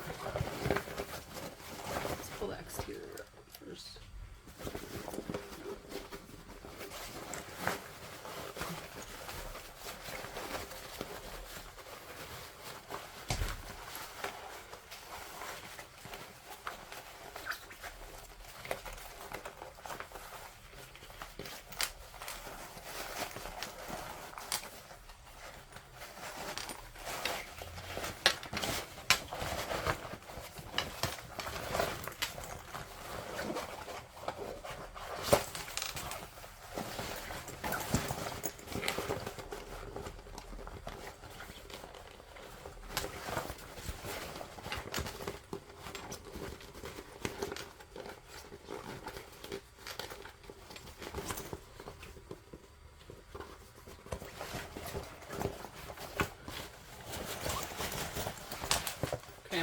Right now I'm just tucking that pocket down inside, making sure that the lining and exterior are fully pulled apart.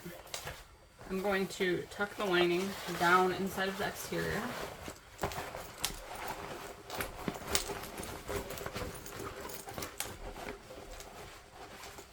Okay, after we turn this right side out, we need to make sure all of the top seams are rolled out nicely. So I kind of roll the exterior and lining between my fingers. It can be a little bit of a process to get it all nice and neat.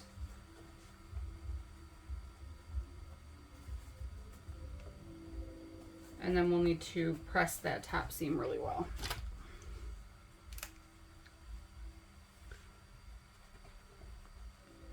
So just take your time and make that look nice.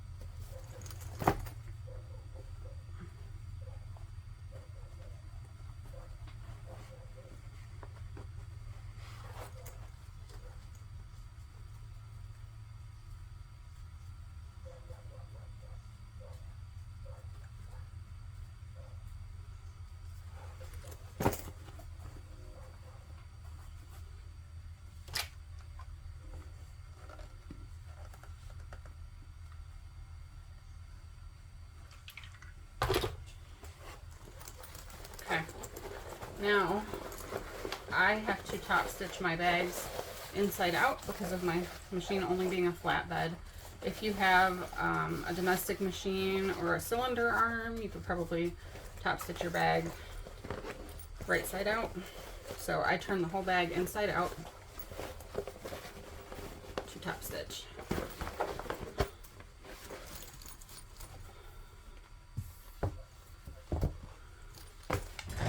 Alright, and I like to start on the back.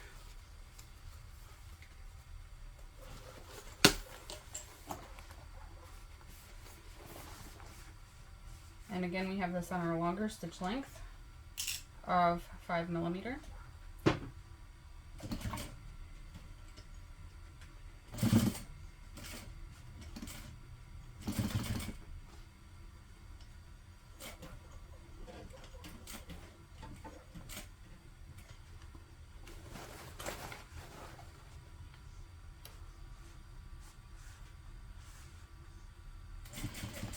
using a 1/8 inch seam allowance.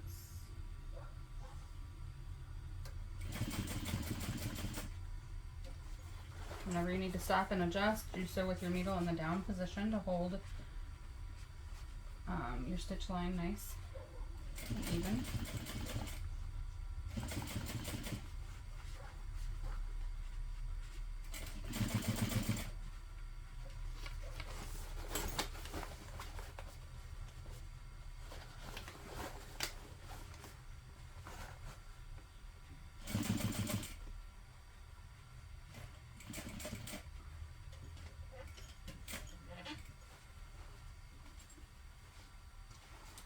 You may need to hand crank over a few spots next to the back pocket and over the connectors where it's a little bit thicker. So if you notice that your machine is struggling with those areas, just take it slow and help your machine along by cranking the wheel with your hand. The way that the connectors were designed is to keep them from being too thick, so hopefully you don't have an issue with that. We wanted this bag to be domestic friendly. Everybody can make it. We don't want anybody to be excluded, so everybody should be able to make this bag on their machine.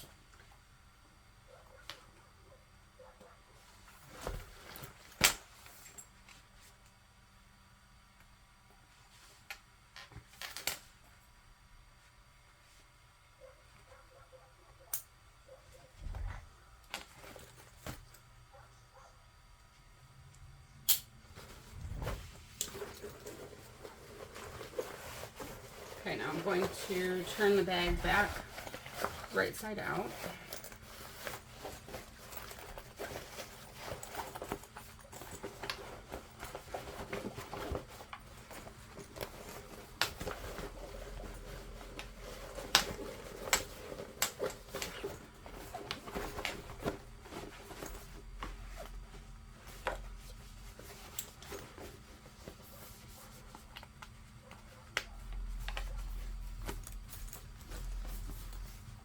Awesome. Okay, we're going to pull the lining pocket out.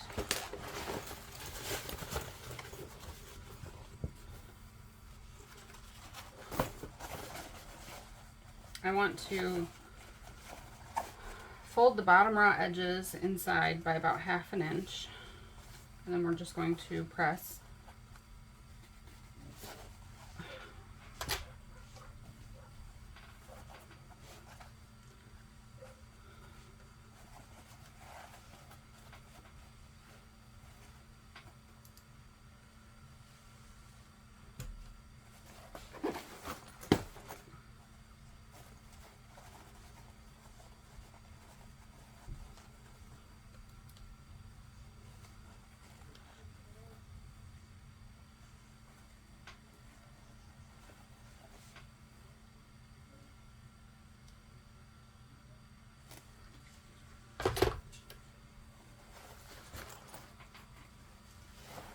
Okay, and then we can just go ahead and clip that opening closed.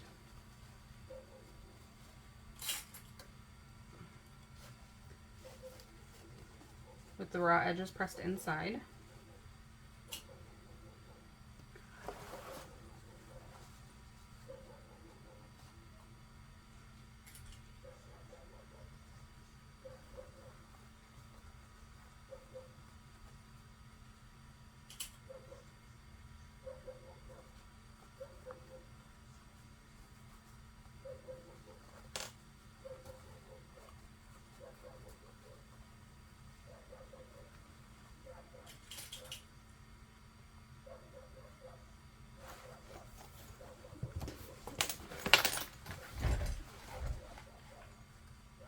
just going to sew this closed using 1/8 of an inch seam allowance.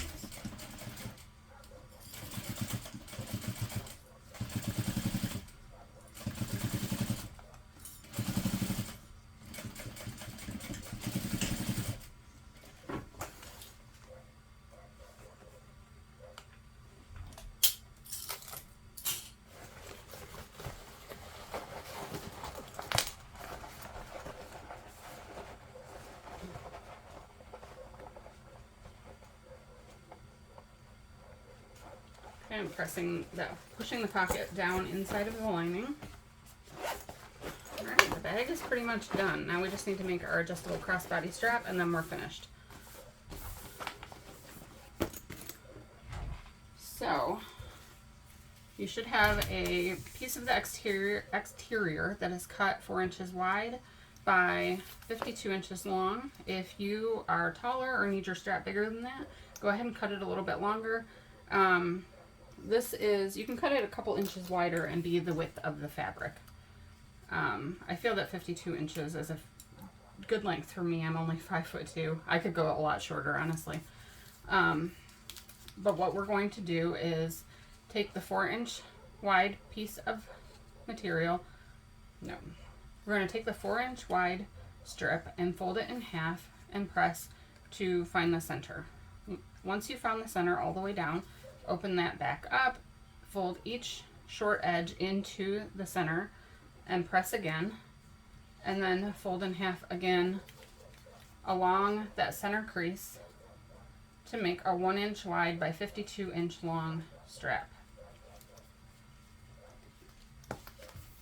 Then we're going to top stitch, and I'm starting on the open side all the way down and around the strap using 1/8 of an inch seam allowance.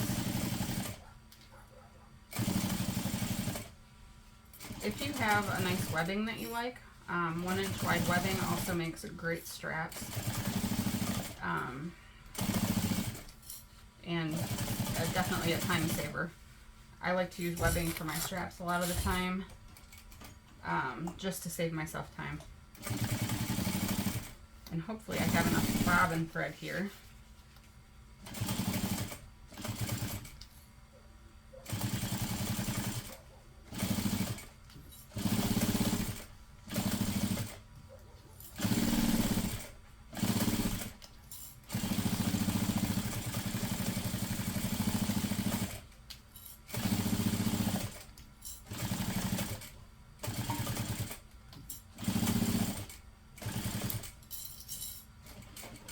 Now we're going to sew down the other side.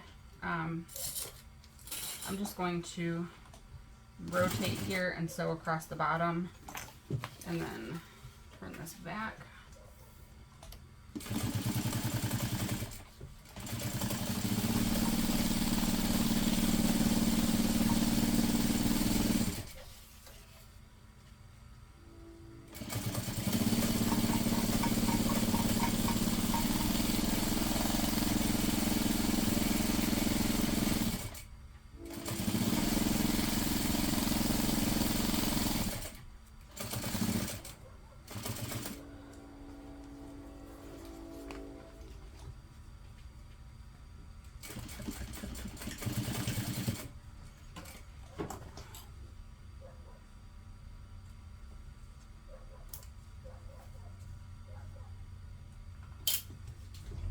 Alright, so we are going to take the strap adjuster and the 2 swivel clips that were included in your box. If you did not get the box and you're making this pattern later after it's been released as a PDF, then you will need, these will be 1-inch swivel clips and a 1-inch strap slide.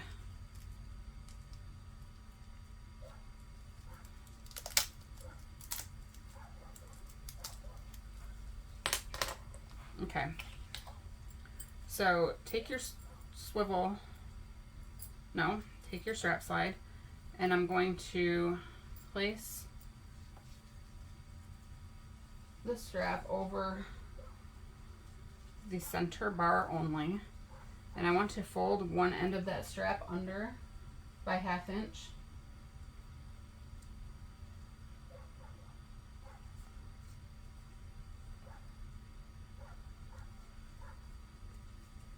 And then again by 1 inch. So the 1 inch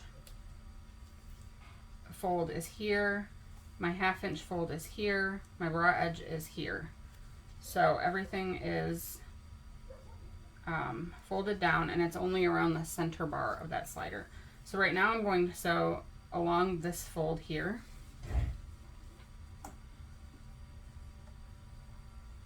And I actually want to sew from this side.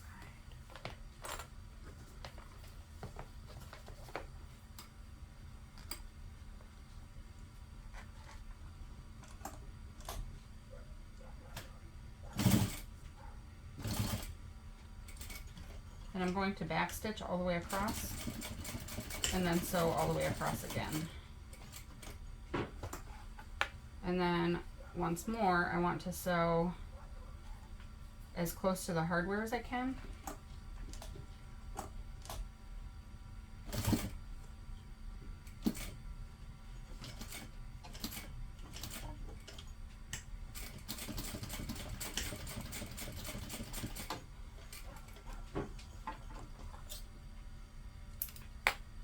Trim all of these threads.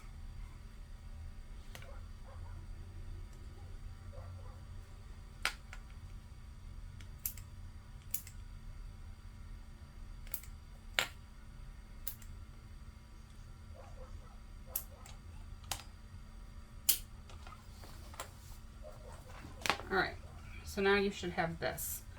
We're going to take one of our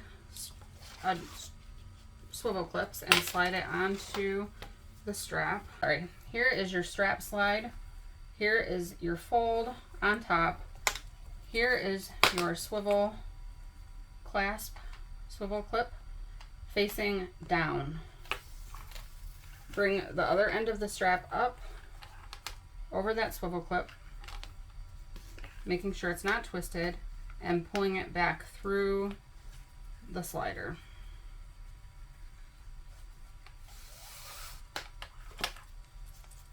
All right, and then it should be like this. Here's your slider, your swivel, and make sure that it does slide and it's adjustable.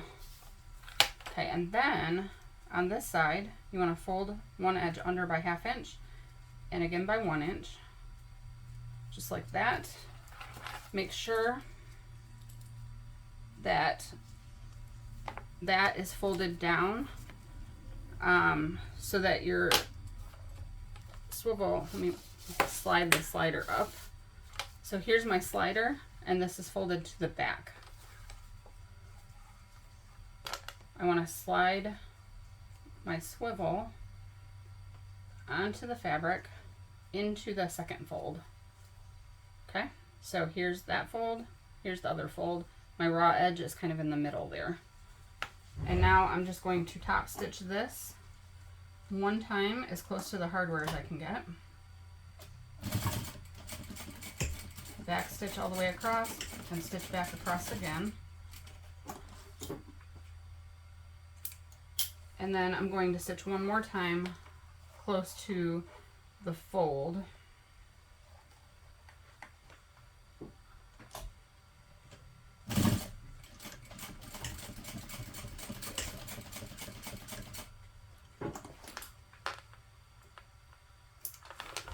So let me trim the threads and then I'll show you what I mean by that.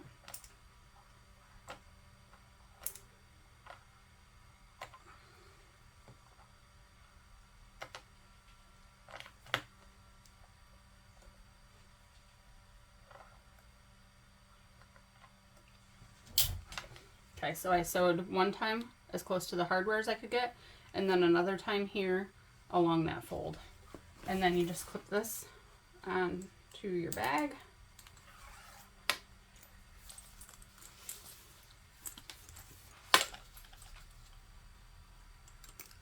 And you're good to go. You can have it as a shoulder bag or a crossbody. Magnetic snap will help keep everything inside. This pocket here is perfect for your phone, which I can't show you because I'm recording this with my phone, but if you see the phone case fits in there. Mine will actually fit sideways, and I have a Samsung Galaxy S20 something. Yeah, I don't know. But either way, it fits right down inside there. You have a front zipper pocket that you can keep things in, keys, whatever. Another slip pocket on the outside. So many storage possibilities in such a small bag. And then your main compartment with an interior zipper pocket where you can keep things that you really want to be secure. So I hope you enjoyed. I can't wait to see everybody's bags and in this amazing fabric. I think Lauren really knocked it out of the park designing this. It's amazing and I love it. Thanks for watching.